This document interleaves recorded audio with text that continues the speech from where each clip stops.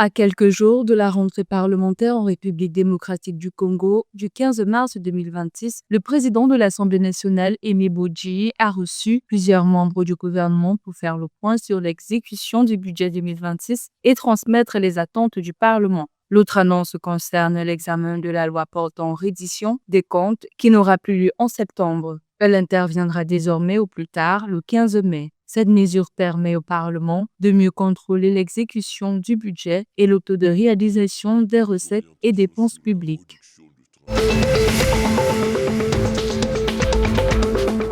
Dans le cadre de l'élection présidentielle du 15 mars 2026, la Cour constitutionnelle a organisé du 5 au 6 mars un forum de formation pour ses coordonnateurs et délégués chargés de superviser le scrutin sur l'ensemble du territoire national. Le président de l'institution, Auguste Iloki, a insisté sur l'intégrité et l'impartialité nécessaires à l'exécution de leur mission afin de garantir la fiabilité et la crédibilité du vote. Les participants ont été formés sur leur rôle avant, pendant et après le scrutin et sur les éléments à inclure dans leur rapport de fin de mission.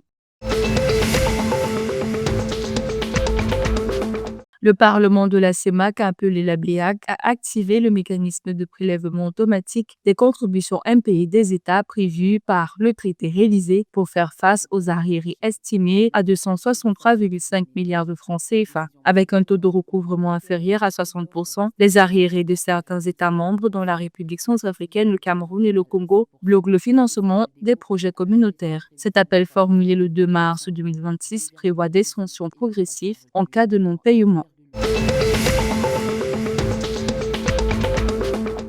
La Caisse nationale de prévoyance sociale et Innovendi ont signé le 4 mars 2026 à Yaoundé un protocole pour investir dans le Smartport de Douala Bonabéry. Ce partenariat public-privé prévoit une plateforme digitale intégrant l'intelligence artificielle, Internet, des objectifs et gestion automatisée pour transformer le port en hub technologique d'Afrique centrale avec un investissement de 87 milliards de francs CFA sur 25 ans. Le port de Douala, principal hub économique du Cameroun, assure 70 à 95% du commerce extérieur, dessert les pays enclavés et reste le premier port de pêche national.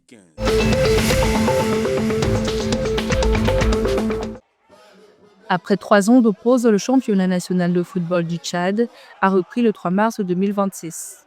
Le président Abakar Onouanou dresse un bilan positif. 12 équipes participent à la compétition. Le calendrier est organisé en 132 rencontres, comprenant 11 matchs aller et 11 matchs retour pour chaque club. Fula Édifice est en tête de la phase aller devant des clubs comme AS PSI, Elite Sport et Scorpion de Bordeaux.